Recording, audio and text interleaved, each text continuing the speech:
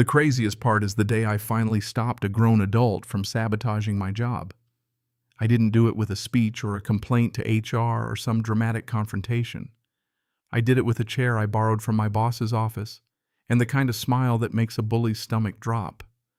And if you've ever worked with someone who says all the right things while quietly setting you on fire, you already know exactly what kind of day I'm talking about. So let me back up, because this whole mess started years ago when I was learning a new role at work, fresh enough that I still believed training meant someone actually trains you.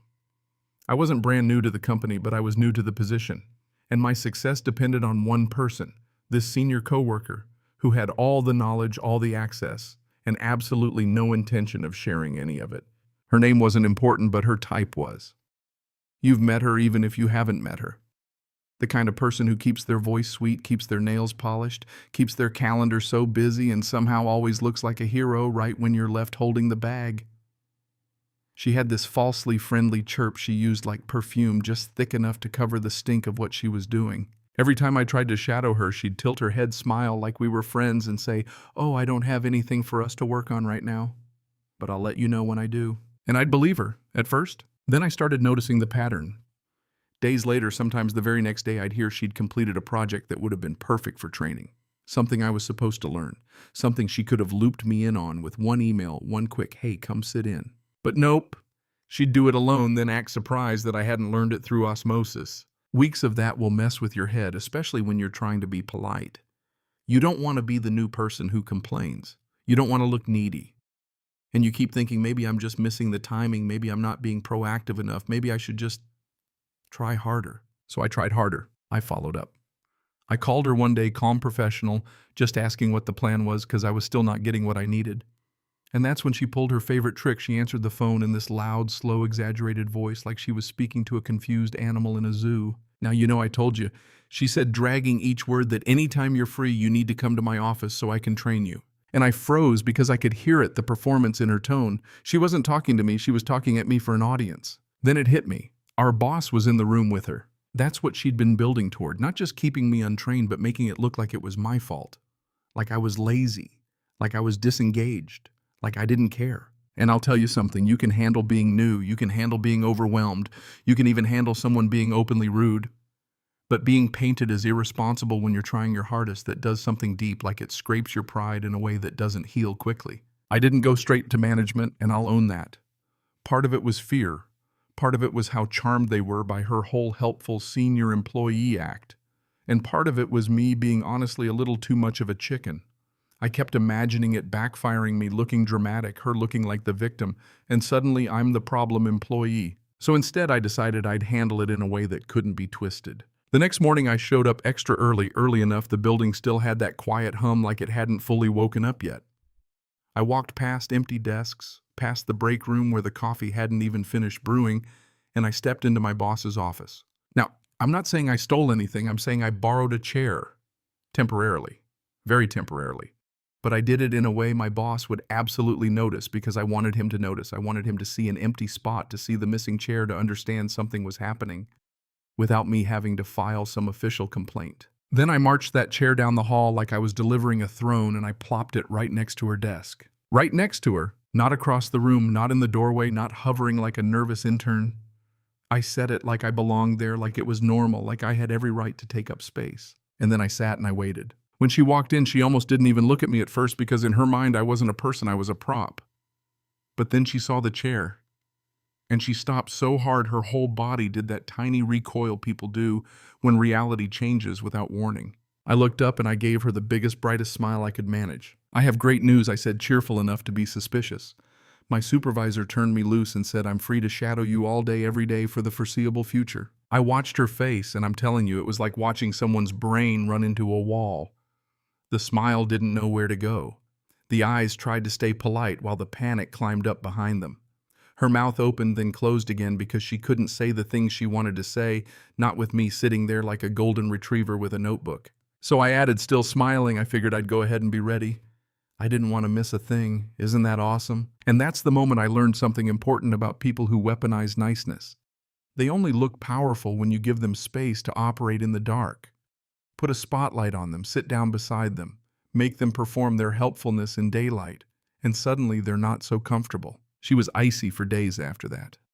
Not loud, not dramatic, just cold. Like I'd ruined her whole week. And I had because I'd interrupted what I later found out was her favorite paid activity, online shopping on company time, clicking through sales while pretending to be swamped. But here's the thing.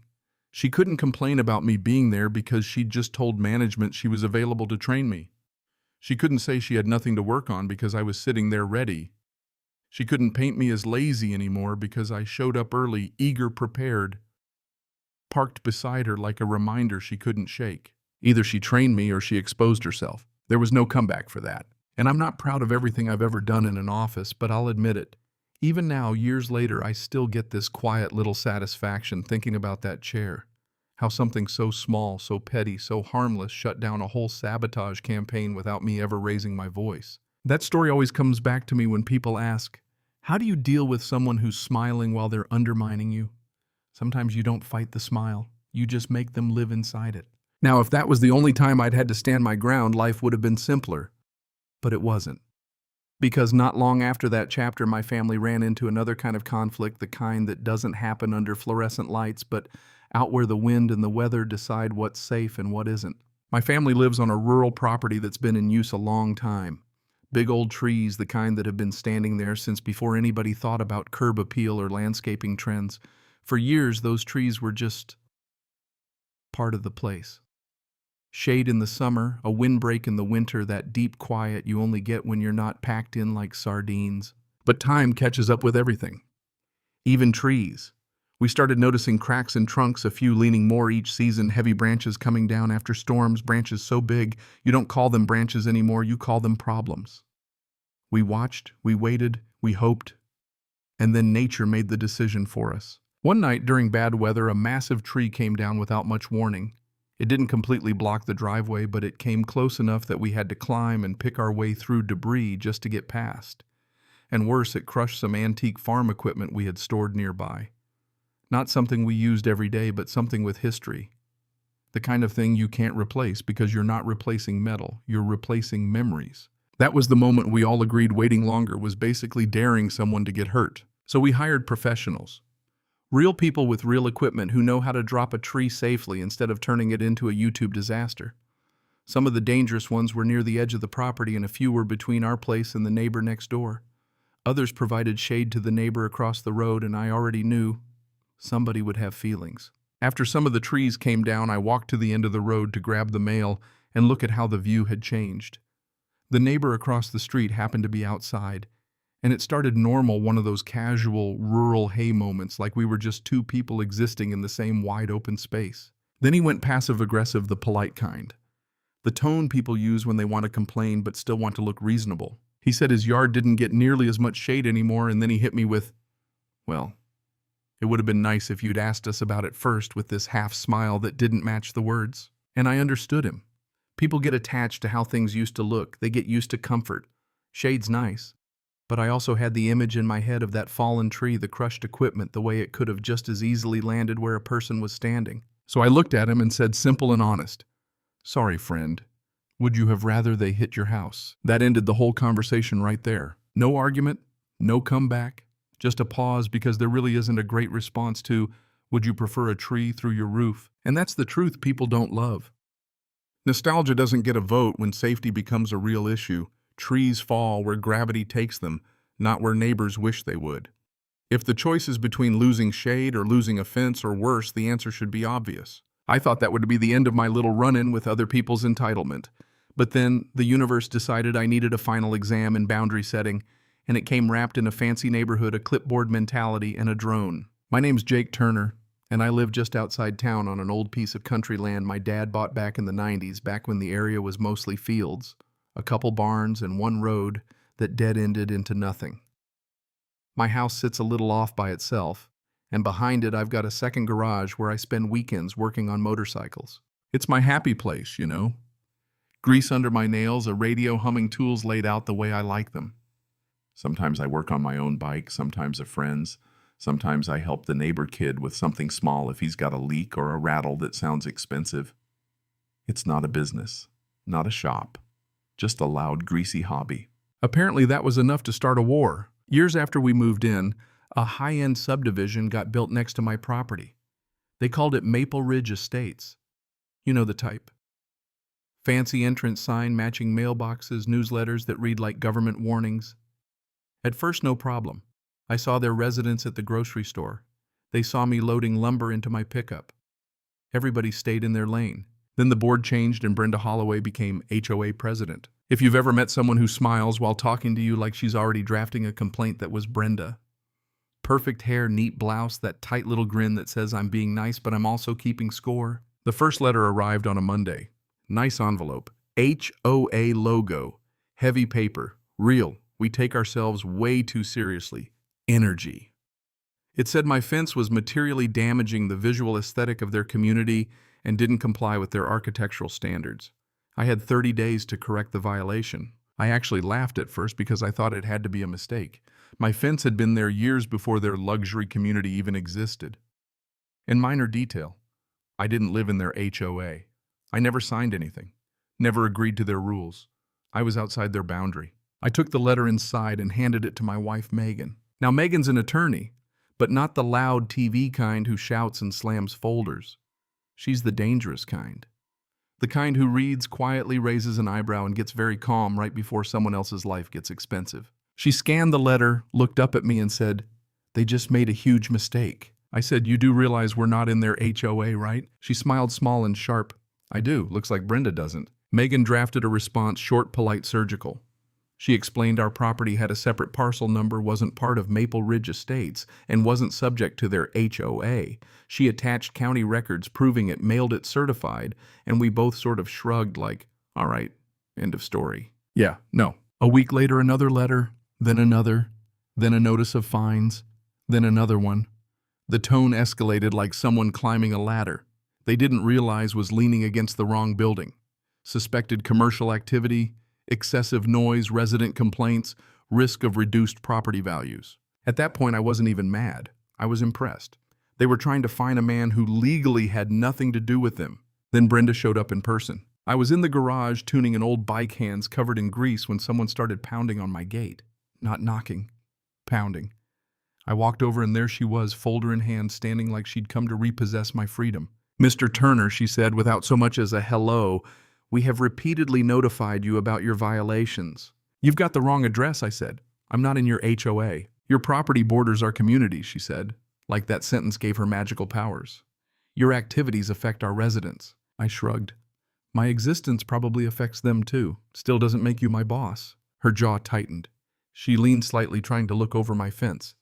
"We'll find out exactly what you're doing back there." That line stuck with me. "We'll find out." A few days later, I heard a buzzing over the yard. At first, I thought it was some kid flying a drone around because that happens now. I guess everybody's got a flying camera and no sense. But then it stopped right above my fence. I looked up and there it was, hovering camera pointed toward my garage, gliding along the roof line like it was filming a real estate ad. I waved at it. It climbed higher and flew off. Next day, same thing. Day after that, again. Then one Saturday, my friend Mike was over and we were replacing a clutch on his bike. The drone hovered over us, drifted away, then came back like a mosquito with Wi-Fi. Mike looked up and said, "You seeing this?" "Yep," I said. Brenda upgraded. I went inside and told Megan. She set her coffee down and leaned forward like a switch had flipped. "This is no longer annoying," she said. "This is document everything. From now on, we don't react. We record." And that's how Project Brenda was born. We put up cameras around the property perimeter garage gate. I mounted signs. Private property, no trespassing, no drone surveillance. Megan started a log date time, how long it hovered, where it came from, where it pointed, how close it got. I teased her at first, told her she was being extra, until the drone started hovering near our second floor windows. That's when I got angry. One evening I took the trash out and heard the buzzing again. The drone was near the corner of the house, camera pointed right toward our bedroom window. Not high, not accidental, bold. I even saw it wobble like the operator got nervous when I spotted it. I went back inside and said, if Brenda calls this a fence inspection, she's either lying or stupid. Megan didn't even look up from her notes. Could be both. Then we got the twist, because there's always a twist when someone gets too confident. We found out the HOA wasn't just being nosy. They were collecting evidence for court. That came from Ron Becker, one of the few normal people in Maple Ridge. Ron lived there because his wife loved the landscaping and the pool, but he clearly hated half the board. He'd stop by a few times to talk motorcycles and gossip like a man trying not to enjoy himself. One afternoon, he leaned on my fence and said Brenda showed printouts at the HOA meeting. Aerial photos, he said. She's telling people you're running an illegal repair business out of your garage. I laughed so hard I almost dropped a wrench. She's using drone footage. Ron nodded. Yep. And she said this is a direct quote, the judge is going to be shocked. I wiped my hands and just stared for a second because there's cocky, and then there's walking into court holding your own crime like it's a trophy. And the funniest part is, the judge really was shocked, just not for the reason Brenda thought. The turning point came on a windy Saturday while I was finishing a bike for a friend. I heard the buzzing and looked up. Same drone. But this time it came over the fence lower than usual, drifting toward the garage door like it was trying to peek inside. I stood there, grease on my hands, staring at it, thinking that thing is either expensive or the person flying it is an idiot. Maybe both. Then the drone made a sharp sideways move, clipped the top branch of my old maple tree, spun like it got slapped, hit the edge of the roof, and dropped straight onto my gravel driveway about 10 feet from the gate. I didn't touch it. I didn't kick it. I didn't even walk over. I looked straight into my garage camera and said loud and clear, time of fall, 2:17 p.m. Drone crashed on my private property. I am not touching it. Then I called the sheriff. Deputy Cole Ramirez showed up, young guy, smart eyes. At first he looked at the drone like this was just some silly neighbor dispute over a toy. Then Megan came out holding her folder, and I swear you could see the mood change in real time. She walked him through everything: HOA letters, certified response, warning signs, camera footage, flight logs, dates, times, patterns, and now the crash location. Wow. Cole blinked slow.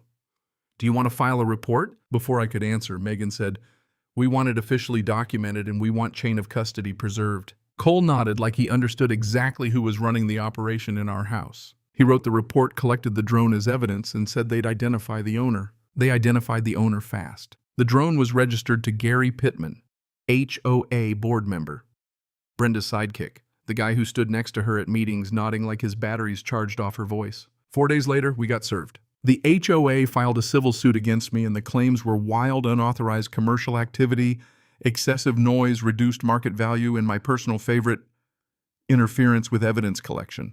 Interference. Apparently they were implying I somehow caused their drone to crash by existing near a tree. Megan read the complaint, set it on the table, and gave me that calm smile she gets when somebody else is about to have a terrible week. This just got fun, she said. She filed an answer and a countersuit, and she didn't just deny everything, she went straight for the foundation. First, jurisdiction.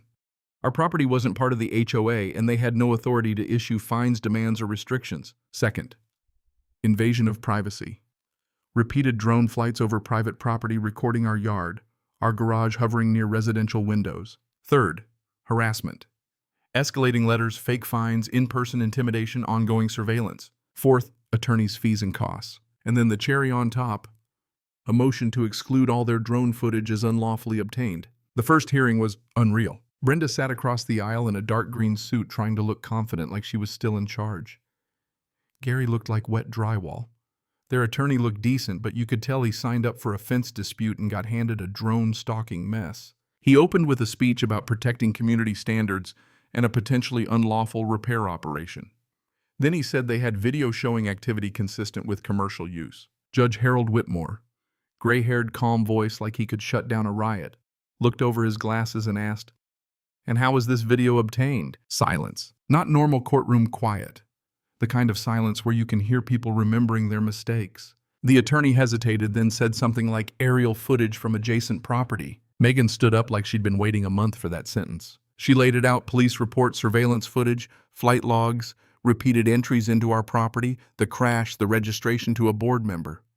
She handed documents over, and the judge read them slowly, then looked at Brenda, then at Gary, then back down again. And he said, measured and sharp. The plaintiff appears to be attempting to regulate property outside the association's authority and may have obtained materials through unlawful intrusion into the defendant's private sphere. Brenda's mouth actually opened, like full shock. Her lawyer tried to recover, argued the flight was accidental, said it was for a limited purpose of verifying possible violations. The judge asked one question that basically ended the case. Violations of whose rules counsel? If the defendant is not a member of your HOA, that was it. In that moment, I felt something unclench in my chest that I didn't even realize I'd been carrying for months. Because for a while there, it had felt like we were living next to a group of people who thought money and paperwork could turn into authority, like if they just wrote enough letters, they could make reality bend. But reality doesn't bend for fancy letterhead. It bends for the law, and the law was not on their side. After that, things moved fast. Most of their claims got tossed. The judge wouldn't accept their drone footage without separate review of how it was obtained, and he strongly suggested settlement. Megan didn't gloat. She didn't posture. She just slid over a list of terms like she was handing them the bill. The HOA had to confirm in writing that my property was not part of Maple Ridge Estates and not subject to HOA rules. They had to stop all letters, fake fines, visits, and attempts to control my land. They had to prohibit board members from flying drones over my property. They had to pay part of our legal costs, and they had to retract all prior notices as baseless. 2 weeks later, they agreed. Ron later told me the next HOA meeting was an absolute circus. Brenda tried to frame it as not a loss, just a procedural misunderstanding. Somebody from the back apparently asked if the procedural misunderstanding included spying on neighbors with drones. People laughed. Gary stared at the table. A week after that, Maple Ridge residents got an official letter in dry legal language stating my property was not part of the HOA, prior communications were sent in error, and the association would refrain from further action. Sent in error. That's what they called months of harassment, fake fines, gate pounding, and a drone outside my windows. I framed that letter and hung it in my garage above my workbench right next to the license plate for my first bike, because some victories deserve to live where you can see them every day. Brenda stopped coming by, stopped pounding the gate, stopped making speeches from the road. On the rare occasions she drove past, she looked straight ahead like a person trying very hard not to remember a courtroom transcript. The best moment came about a month later. I just rolled Mike's Harley out of the garage, engine running smooth, perfect idle, that clean, steady rumble that feels like a heartbeat you can hear. I was by the gate when an SUV from Maple Ridge came slowly down the road. Brenda was driving. She had to stop because a truck was coming the other way, and for a second we were almost face to face. I looked at her. She looked at me. Then her eyes flicked to the sign on my fence. Private property. And you know what I did? Nothing dramatic, no speech, no wave, no grin. I just pressed the button. The gate slid closed, nice and smooth, right in front of her like a quiet little curtain coming down on her whole illusion of control. I swung onto the bike and rode off, leaving her staring at the same fence she'd spent months trying to own. That's what happens when people confuse proximity with power. When they think being louder or richer or more organized on paper makes them your boss. It doesn't.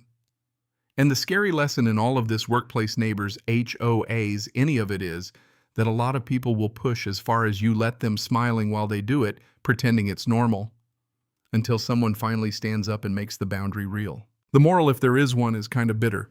Sometimes the nicest looking people are the ones most comfortable doing ugly things because they assume you'll stay quiet to keep the peace. But peace that requires you to shrink isn't peace. It's permission. And in the end, the only thing that got removed from my life wasn't my fence or my garage or my weekend hobby. It was Brenda's authority. Turns out it never existed in the first place. So let me ask you something, and I want you to really sit with it. When someone keeps crossing the line with a smile when they're hiding behind rules and standards and concerns, at what point does being polite stop being moral and start being cowardice? Tell me what you think. Was I petty for the chair, for the cameras, for closing that gate in silence? Or was it exactly the kind of boundary people like that only understand? And if you've ever dealt with a workplace saboteur, a nosy neighbor, or an HOA power trip, I want to hear it. Drop your story and tell me how you handled it, or how you wish you had.